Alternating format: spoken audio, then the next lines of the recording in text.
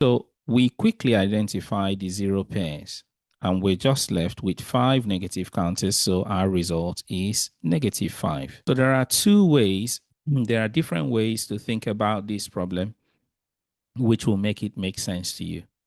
Okay, if we use the counter method, we'll have this. Okay, so we have 2 counters that are positive. You can see in maths, when we write a number without any sign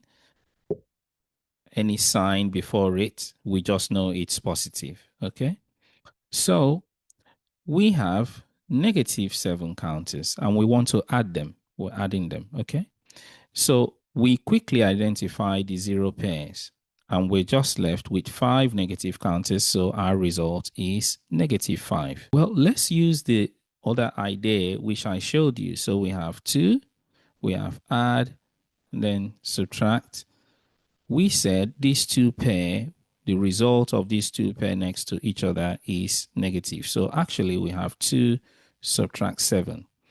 Well, by now you know how to work with directed numbers, or you know how to work with positive and negative integers. So 2 subtract 7 is -5. How do we know? Remember how you worked with number line in your previous lesson?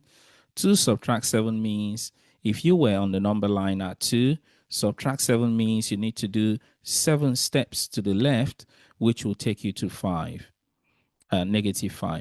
Another way of thinking about it is 2 subtract 7. Right. What will take me to 0? Because it's obvious this calculation will cross 0, which is what we learned in our previous lesson. So 2 subtract 2 is 0. And then we need to subtract 5 more. So 0, and then if we have to subtract 5, will take us to -5. So these are different ways of looking at the same problem.